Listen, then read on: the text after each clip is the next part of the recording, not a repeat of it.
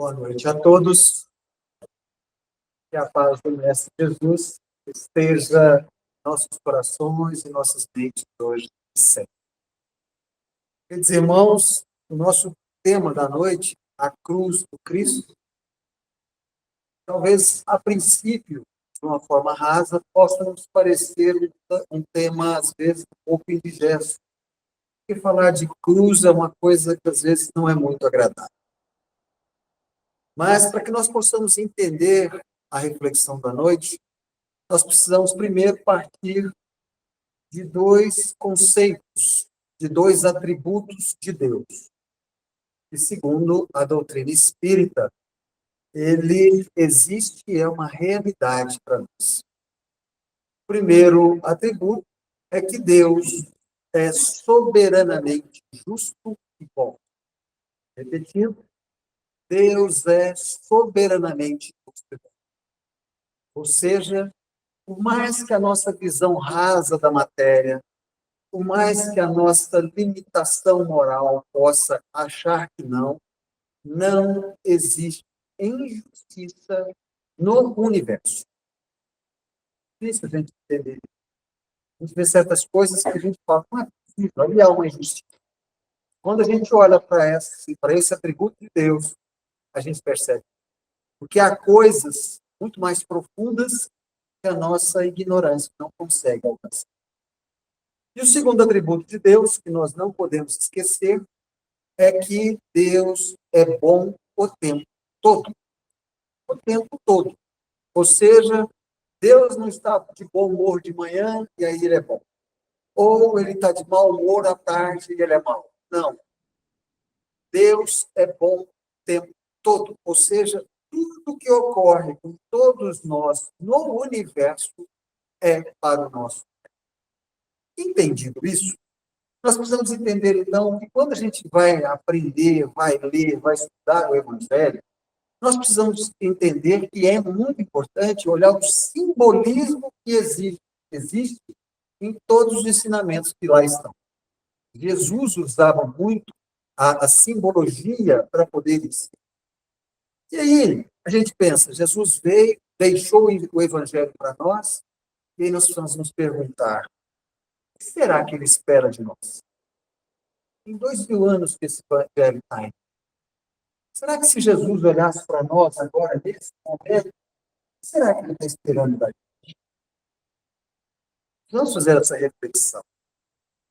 E aí, para a gente entender a cruz do Cristo, nós vamos voltar lá no Evangelho de Lucas, que é, sem dúvida, dos 4 evangelhos canônicos, o mais simbólico. E lá no capítulo 9, no versículo 23, Lucas relata que em um determinado momento Jesus cruza com algumas pessoas e as pessoas estrupiadas, pessoas sofridas, pessoas passando por situações muito difíceis e pedem a Jesus uma orientação, um caminho para poder ter paz, ter harmonia, ter saúde, ter equilíbrio. Jesus vai e responde, se quiser me acompanhar, negue a si mesmo, tome a sua cruz e siga-me. Aí a gente diz, tomar minha cruz, lá vem. Então, nós precisamos entender, compreender o que é o simbolismo da cruz. De uma forma bem rápida, bem rasa, só para a gente entender qual é o simbolismo de uma cruz. A cruz são 2 traços, um na horizontal e um na vertical. O que representa o traço na horizontal? A nossa necessária condição de viver a materialidade horizontal, ou seja, precisamos de viver uma encarnação ou várias encarnações, e evidente, vivendo desafios, problemas, sofrimentos, complicações, para que nós possamos fazer o caminho vertical, seja a nossa ascensão ao reino dos céus. Ou seja, a cruz é a demonstração simbólica da nossa evolução. O que acontece é que a gente para e fala, mas espera aí, não é a cruz do Cristo? E aí, quando a gente lembra da cruz do Cristo, o que a gente lembra? Daquela cruz com Jesus pregado na cruz, ensanguentado, sofrido, coroa de espinhos na cabeça, ou seja, é uma imagem ruim. como é uma imagem ruim? Ruim que a gente fala, nossa, essa cruz do Cristo eu não quero. Só que aí nós precisamos olhar esse simbolismo, e evidentemente esse entendimento, sobre a ótica da fé raciocinada do Espírito. Nós precisamos aprofundar. Por quê? Porque nós confundimos Jesus de Nazaré com Jesus Cristo. Achamos que os dois são a mesma coisa. Não são. Jesus de Nazaré é aquele homem histórico que reencarnou há mais de 2000 anos lá na Palestina e que desenvolveu um processo maravilhoso de trazer a boa nova, o evangelho para nós, ficou encarnado 33 anos e desencarnou. E é tão interessante porque, às vezes, a gente pensa assim, e a gente vê isso muito, algumas denominações religiosas falam assim, Jesus voltará. Fique tranquilo, acalme o seu coração, Jesus vai voltar. E o Espiritismo, através da fé raciocinada, afirma de forma categórica que não, Jesus não vai voltar.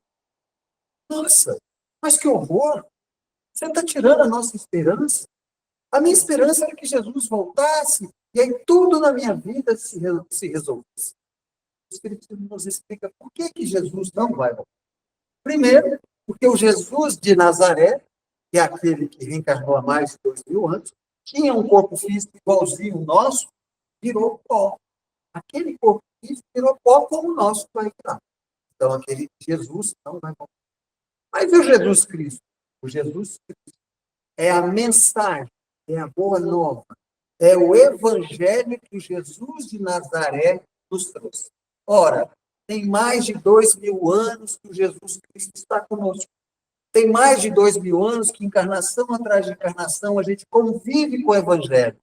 Ora, se o Jesus Cristo, que é a boa nova, não foi embora, então é óbvio que ele não vai.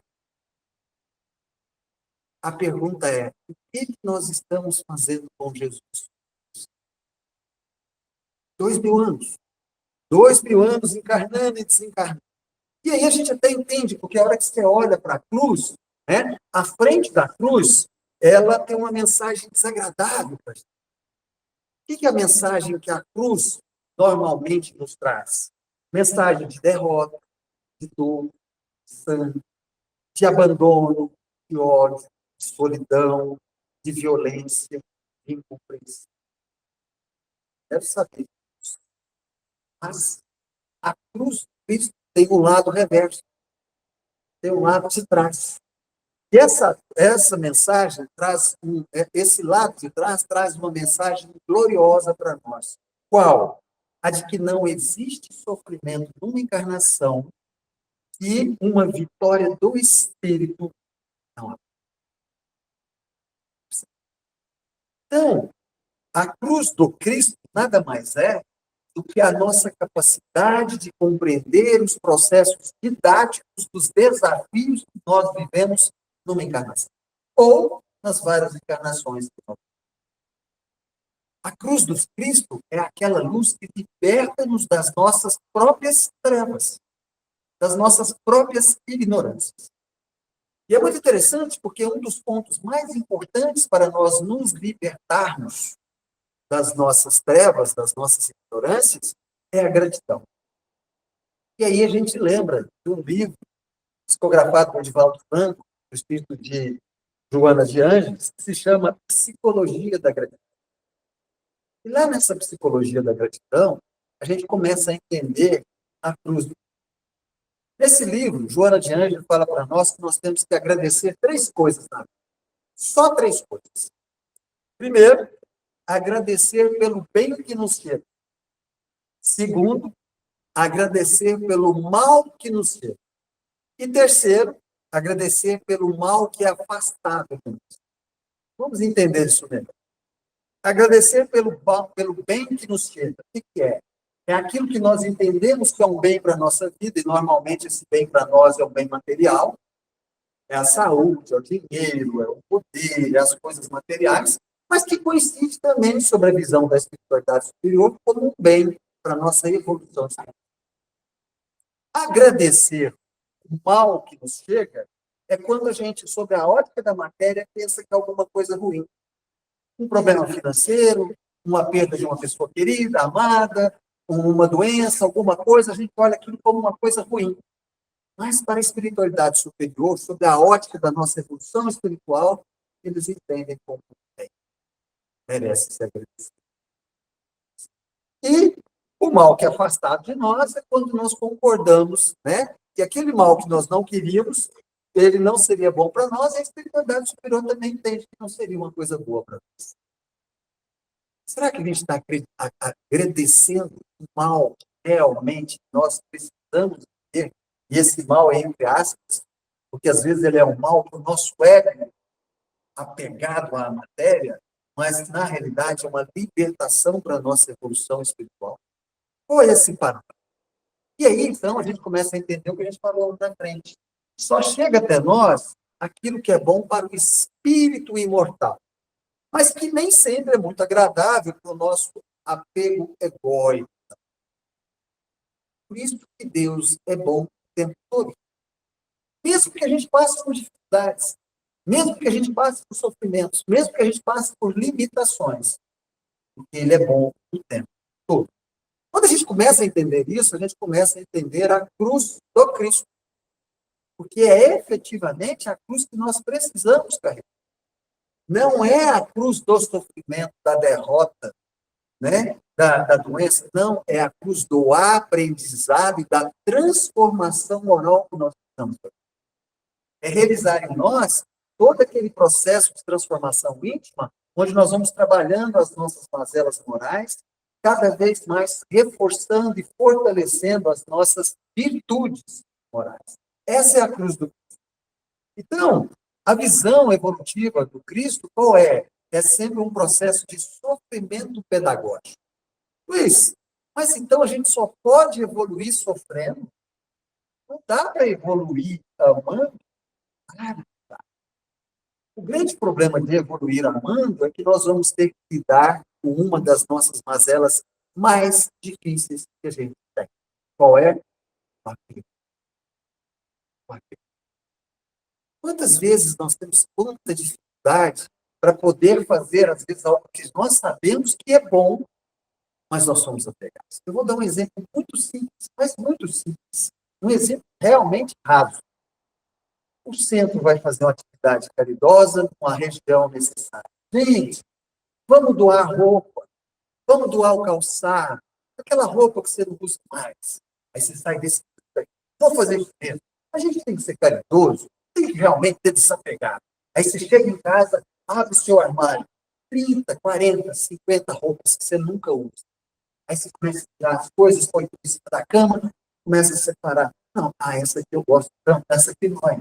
Aí você separa, não, mas essa aqui também não vai. A hora que você vê, fica só coisa. E você se justificando que aquela roupa que você nunca usa vai ter uma utilidade para você. Eu estou dando um exemplo. Se eu estiver mentindo, por favor, me corrijam. Certo? Então, por isso que é difícil, né? Por isso que é difícil a gente fazer essa transformação moral. Por isso que é difícil carregar a cruz do Cristo. Não pelo peso do sofrimento que ela traz, não, mas pela necessária transformação que nos põe a fazer. O apóstolo Paulo nos falava que, para podermos carregar efetivamente a cruz do Cristo, o homem velho precisa morrer para o novo nascer. E não é o nosso corpo físico que precisa morrer. Esse é uma morte metafísica. Esse homem velho é exatamente essa condição atávica de 2000 anos que conhece o Evangelho de Jesus e até hoje não se predispôs a mudar efetivamente. Mas, Luiz, por que você fala que a gente não mudou? É muito simples. Você vai no livro dos Espíritos e lá se pergunta, por que o homem sofre tanto? Todo o sofrimento da humanidade é fruto do quê? Das suas mazelas. Todo o sofrimento que nós vivemos, faça um exame de consciência. Todo o sofrimento que nós vivemos é fruto do nosso orgulho, da nossa vaidade, do nosso egoísmo, da nossa prepotência, da nossa arrogância, da nossa violência, da nossa intransigência. Ai, como a gente sofre porque somos impacientes? Eu não aguento, essa coisa tem que ser resolvida. Nossa, já são 7h30, esse menino não abriu o centro até agora? Então, meus queridos irmãos, a gente precisa olhar essas práticas nas coisas pequenas. Nas coisas pequenas. Porque as coisas grandes é fácil de ver. Só que qual que é o problema? As coisas grandes são formadas de coisas pequenas. Nada começa grande. Nada.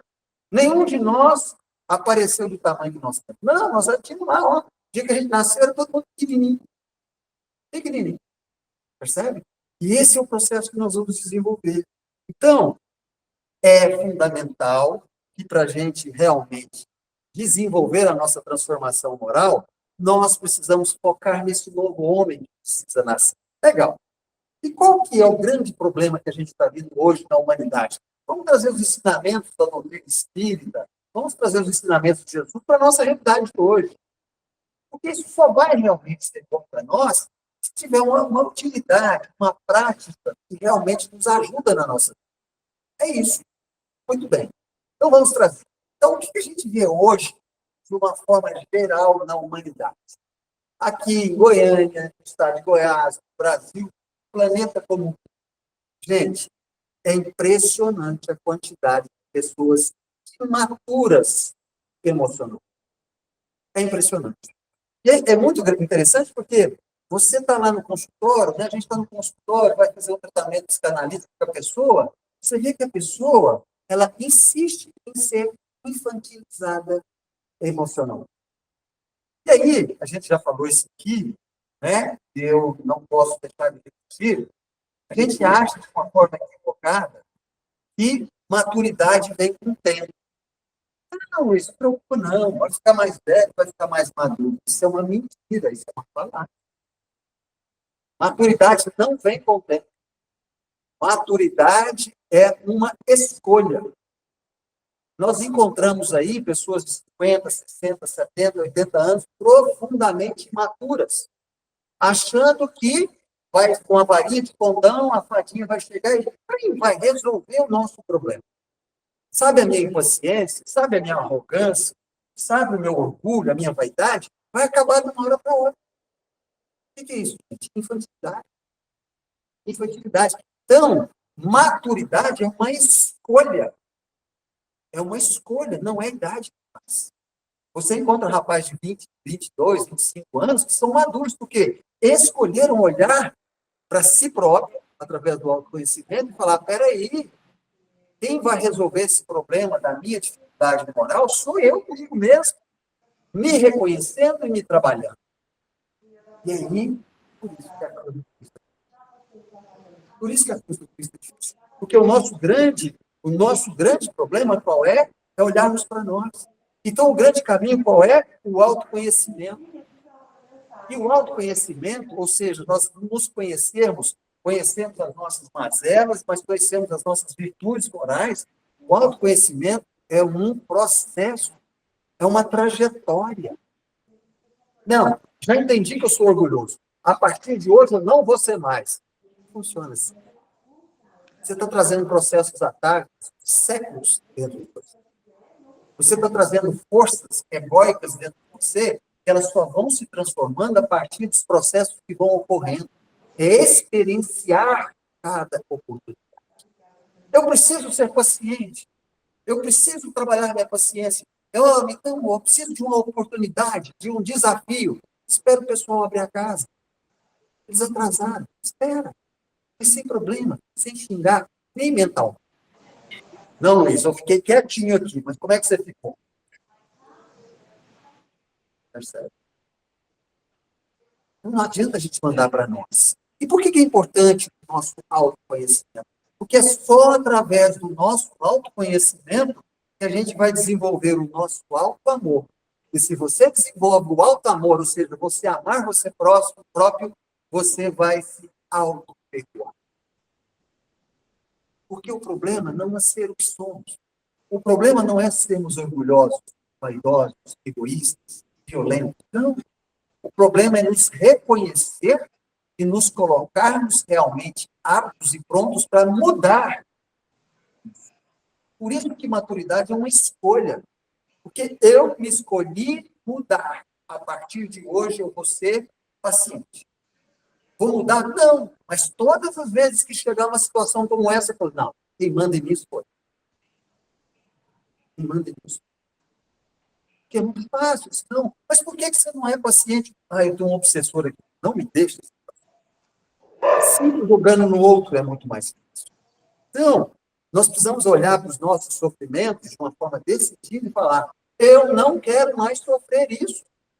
Por quê? Porque eu sofro isso por causa da minha impaciência, da minha arrogância, da minha prepotência, da minha violência, e assim por diante. É uma escolha. É uma escolha. E é interessante que a gente fica olhando todo o resto do mundo, mas a gente esquece de olhar para a gente mesmo. Percebe, meus irmãos? E esse é o caminho da vida. Esse é o caminho da vida. Aí a gente pensa assim, Luiz, mas tem um problema. Como é que eu sei se eu sou maduro ou não? Olhando para mim, eu acho que eu sou. Mas como é que eu sei se sobre a ótica da cruz do Cristo eu sou maduro ou não? É tão simples. É tão simples. Tão simples até as coisas. Mas a gente não faz esse raciocínio. Porque muitas vezes não. Porque o resultado é muito desagradável. Como é que eu sei se eu sou imaturo ou não? É só você olhar como é que o mundo fica depois que você passa. Você está numa reunião de família. Está lá, 4, 5, 6, 8 pessoas, todo mundo conversando e tudo mais e tal. E você atuando, e você falando, e você gesticulando, e você não sei o que e tal. Na hora que você vai embora, você deixou aquelas pessoas melhor ou pior do que da hora que você... Como é que fica o seu rastro? Não, Luiz, bicho, eu sou de boa, eu sou maduro, eu sou maduro, eu me acho um passarinho. Aí você olha para trás, é só terra arrasada. Aí você tem que falar, cara, você está mais para rinoceronte do que para passarinho. Percebe? E contra fatos no argumento. Quando você está numa discussão, num debate, né? Num conflito com seu marido, com sua esposa, com irmãos, com o trabalho, seja onde for, no trânsito, qual é o padrão que você deixa depois que você passa? Sinal fechado, abre, o cara não anda, põe a mão na buzina, aquele negócio e tal, tal, xinga, leva, aí abre o sinal, como é que ficou? Você acha que aquela energia não ficou? A pessoa leva com ela. Percebe nas coisas pequenas da vida. Ah, vou pegar o ônibus, o motorista para na frente. Não, motorista, pelo amor de Deus, onde que eu estava? Percebe? Então, nós precisamos começar a entender isso, como é que ficam as pessoas, como é que elas ficam depois que a gente traz. E uma das outras coisas, uma outra coisa que é extremamente muito delicada, é muito difícil para nós, e faz com que carregar a cruz do Cristo é muito difícil, principalmente nesse momento em que nós vivemos, é o mundo de aparências que a gente... Ah, como a gente vive aparência, como a gente gosta de exposições, como que a gente olha os status, assim. Por quê? Esse processo são processos de armadilha. Armadilhas. Ora, é muito simples. Nós precisamos ter, então, muito cuidado com as aparências. Por quê? Nós, quando insistimos nas aparências, nós estamos mentindo para nós mesmos. As nossas ações externas não condizem com o que vai dentro do nosso. Certo? E qual que é o grande problema? Toda mentira cria dentro de nós um impacto negativo, psíquico, porque nós passamos a não acreditar em nós mesmos. Ora, se eu estou contando uma mentira através de uma foto que eu tiro, de uma postura, não, que é isso? Eu sou o melhor palestrante espírita que tem. Como é que é a minha atitude? Como é que são os meus atos lá fora? Será que eu represento, eu realmente faço o que eu prego? Porque se eu não faço isso, ou pelo menos tento fazer, eu mesmo vou falar para mim que eu sou um impostor. Então, nem eu mesmo vou acreditar em mim. Ou seja, eu não consigo avançar. Qualquer coisa que eu vá fazer na minha vida, eu posso estar fazendo uma caridade que eu penso, será que é verdadeira? Ou eu estou fazendo isso para tirar foto?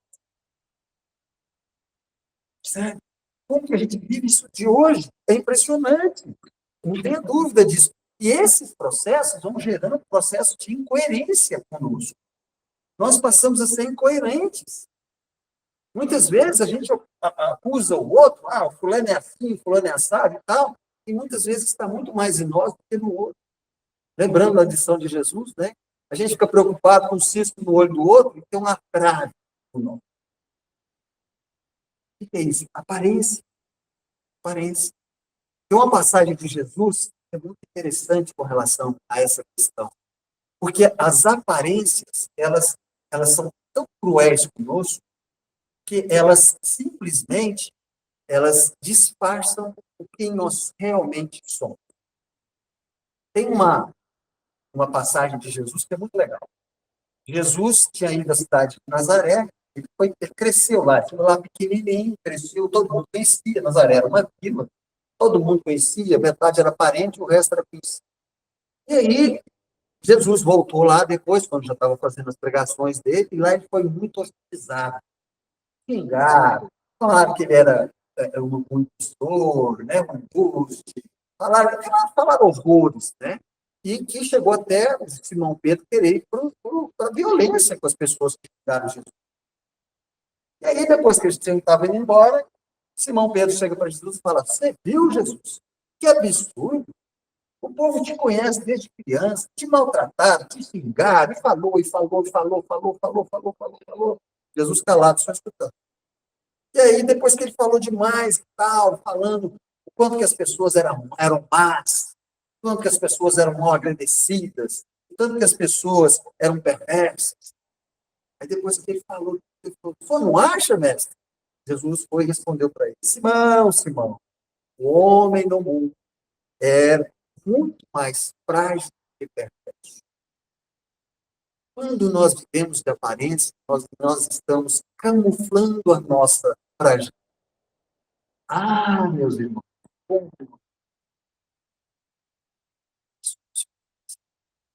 vocês querem ver? Eu estou com um problema porque furou o pneu do carro. Eu estou com um problema porque o forno queimou. Eu estou com um problema porque a conta de água está atrasada. Eu estou com um problema porque eu não sei se amanhã eu vou estar com dinheiro para comprar o almoço.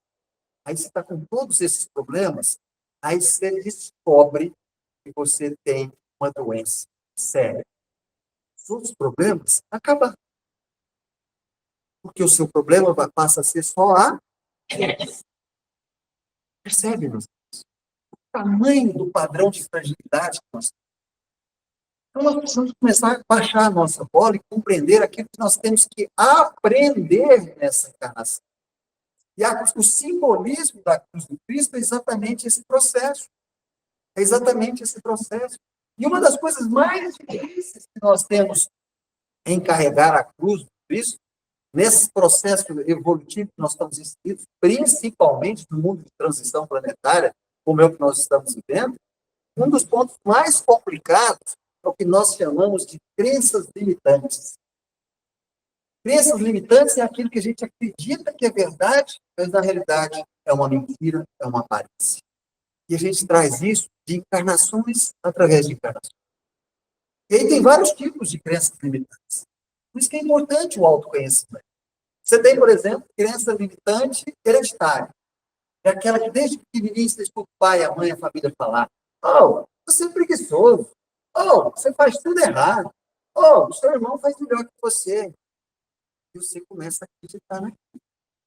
Você começa a dar crédito àquilo, e aquilo vira uma verdade para você, limitando a sua capacidade de desenvolver, avançar.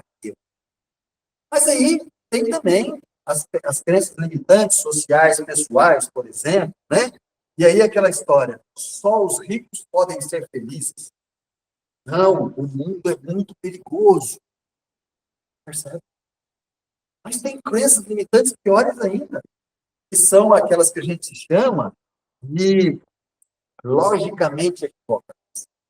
O sujeito vai, resolve, sempre foi funcionário, aí um dia ele resolve ser patrão dele mesmo. Vou ser um empresário, vou empreender.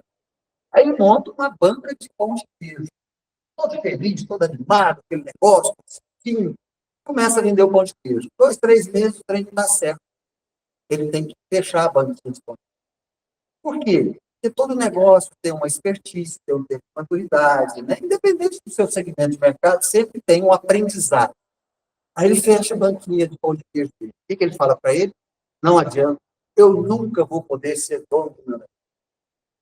Crença limitante. O sujeito casa com o outro. Estão casados e tudo mais, por razões diversas, o casamento não dá certo, separam. Não adianta, eu não dou sorte no amor. Eu nunca vou conseguir um parceiro bom para minha vida. E aí, o incrível é que fica o anjo da guarda, fica Jesus, fica a espiritualidade toda de luz, olhando para o indivíduo e fala assim, cara, cadê os talentos que Deus te deu? Cadê os seus potenciais? Você tem inteligência, você tem cognição, você tem percepção, você tem proteção espiritual. São os talentos que Deus te deu. Você está multiplicando eles ou você está enterrando? Percebe como que é a cruz de Cristo? Essa é a cruz de Cristo. E a gente tem, de novo, uma crença limitante de achar, por exemplo, que é fácil se tornar um espírito de luz. Nossa, a coisa que eu mais quero é me tornar um espírito de luz, para largar esse sofrimento para trás, para não ter mais essa vida. Esse é o meu sonho. Ora, gente, espíritos de luz, eles não são feitos de cristal. Eles não são frágeis. Espíritos de luz são feitos de diamante. São duros, são resistentes.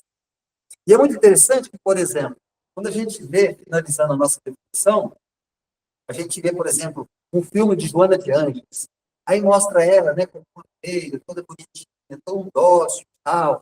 Aí você pensa, tá vendo? É um espírito de luz.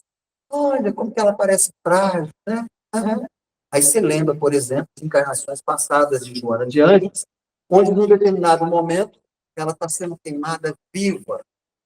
E ao lado dela, o filho também sendo queimado vivo.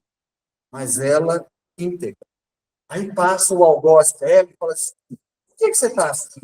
O seu Cristo só te ensinou a sofrer? E ela responde, não, ele também me ensinou a te amar. Por que nós estamos carregando a cruz? Como é que nós estamos carregando a nossa evolução espiritual? Como é que nós estamos desenvolvendo os nossos potenciais? E isso, meus irmãos, é todo dia, é a todo momento. É com as pessoas da nossa casa, é com as pessoas do nosso trabalho, é com as pessoas na rua, é com as pessoas aqui no centro, é em todos os lugares. Essa é a reflexão que precisa ficar. O que o Cristo está esperando de nós? Porque o que ele podia fazer, ele fez e faz. Mas a nossa parte somente cabe a nós poder realizar. Muitíssimo obrigado pela presença, pela atenção, pelo carinho. Beijo no coração. Uma ótima noite. Muito obrigado pela